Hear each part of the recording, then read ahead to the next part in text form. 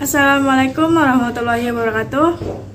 Perkenalkan, nama saya Vanessa Cindy Purwaya Putri dari kelas 11 L5 atau kerja 11. Di sini saya akan menjelaskan cara menyablon dan mengecing sistem minimum microcontroller di PCB. Sebelumnya kita akan mengetahui tentang sistem minimum microcontroller. Sistem minimum microcontroller adalah sebuah rangkaian paling sederhana dari sebuah rangkaian microcontroller agar IC microcontroller tersebut bisa beroperasi dan diprogram. Dalam aplikasinya, sistem minimum sering dihubungkan dengan rangkaian lain untuk tujuan tertentu. Ada beberapa yang harus diperhatikan dalam membuat sistem minimum microcontroller. Hal-hal yang harus diperhatikan dalam sistem minimum microcontroller adalah: yang pertama, power supply, yang kedua adalah osilator atau pembangkit frekuensi, yang ketiga adalah ISP atau biasa disebut dengan sistem programmable, yang keempat adalah rangkaian reset. Komponen yang dibutuhkan untuk membuat sistem minimum microcontroller, yang pertama adalah microcontroller Atmega 328P. Microcontroller Atmega 328P adalah otak dari sistem rangkaian minimum ini. Yang kedua adalah power supply, yang ketiga kristal, yang keempat ISP atau in system programmable, yang kelima push button, yang keenam resistor, yang ketujuh kapasitor, dan yang terakhir adalah LED. Kemudian kita akan membahas tentang PCB.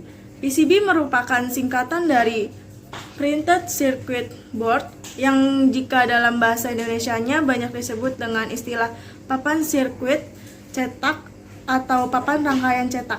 PCB ini secara fisik merupakan alat yang digunakan untuk menghubungkan komponen elektronik dalam komputer dengan lapisan jalur konduktornya.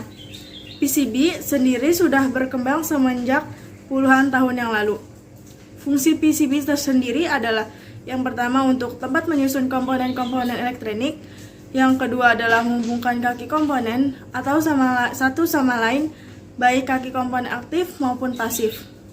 Yang ketiga adalah mengganti kabel untuk menyambung berbagai komponen. Yang keempat adalah membuat tampilan suatu rangkaian elektronik menjadi lebih rapih dan tertata. Struktur dan komposisi dari PCB adalah: yang pertama substrate atau lapisan standar, yang kedua tembaga, yang ketiga solder mask, dan yang keempat silicate. PCB ini terbagi dalam dua jenis. Yang pertama adalah berdasarkan layer, dan yang kedua adalah berdasarkan fleksibilitas.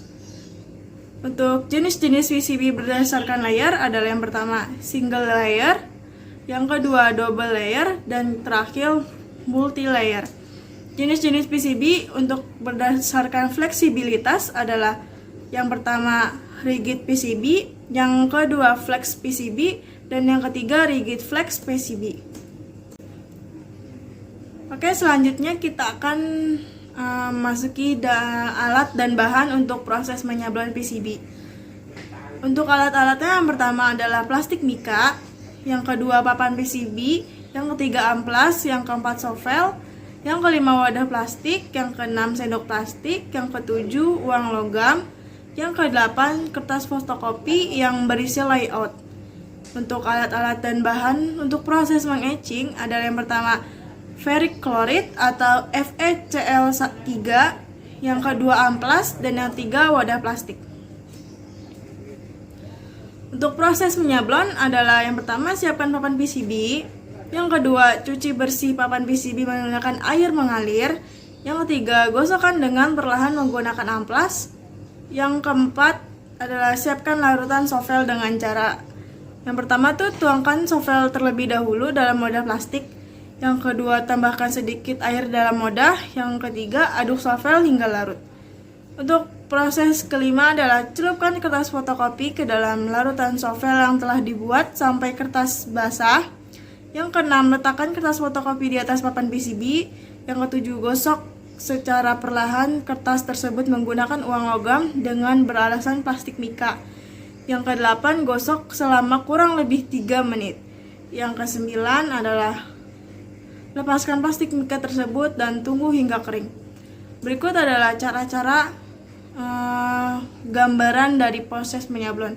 Yang pertama ini adalah gosok dengan air mengalir kan. Yang kedua, cuci bersih PCB menggunakan air mengalir. Nanti akan menjadi seperti ini, jadi sedikit mengkilap. Untuk bahan larutan sovel nanti akan menjadi seperti ini. Jadi sovel itu kan larut sendiri dengan air. Kemudian celupkan layout ke dalam larutan sampai perinan tersebut basah. Setelah itu angkat kertas fotokopi yang telah basah dan diletakkan di atas papan PCB. Yang terakhir adalah gosok perlahan kertas menggunakan uang logam dengan belasan plastik mika. Dan kemudian gosok selama 3 menit. Setelah itu lepaskan plastik mika tersebut dan tunggu hingga kering. Kemudian masuk ke proses meng-etching. Yang pertama adalah siapkan papan PCB yang sudah tersabun dengan layout. Yang kedua, siapkan ferric chloride atau FeCl3.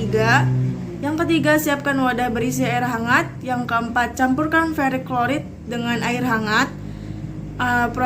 Kenapa harus dicampurkan dengan air hangat? Karena agar ferric chloride ini cepat larut dan lebih cepat untuk melarutkan tembaganya. Yang proses kelima adalah larutkan ferric chloride dengan cara menggoyang-goyangkan wadah secara perlahan. Yang keenam, memasukkan PCB ke dalam wadah yang berisikan larutan. Yang ketujuh, goyangkan wadah selama proses pelarutan. Yang kedelapan adalah angkat papan PCB, pastikan papan PCB tersebut sudah larut. Yang kesembilan adalah hilangkan layout dengan menggunakan amplas di air yang mengalir. Berikut adalah cara-cara untuk gambaran proses meng-etching. Yang pertama ini kan kita siapkan dulu wadah air hangat dan ferric chloride dan papan PCB yang sudah tersabun dengan layout. Kemudian kita tuangkan ferric chloride ke dalam wadah. Lalu kita larutkan ferric chloride dalam wadah dengan menggunakan air hangat. Kemudian masukkan papan PCB. Setelah itu goyangkan wadah selama proses pelarutan. Kemudian PCB sudah terlarut. Contoh PCB sudah terlarut itu papan PCB-nya sudah larut langsung, tidak ada kayak gambar itu, jadi polos gitu berwarna oranye. Kemudian berikut adalah gambaran PCB yang sudah terlarut. Kemudian gosok secara perlahan di air mengalir untuk menghilangkan tembaga yang masih tersisa. Untuk ini adalah contoh PCB yang sudah larut. Terima kasih.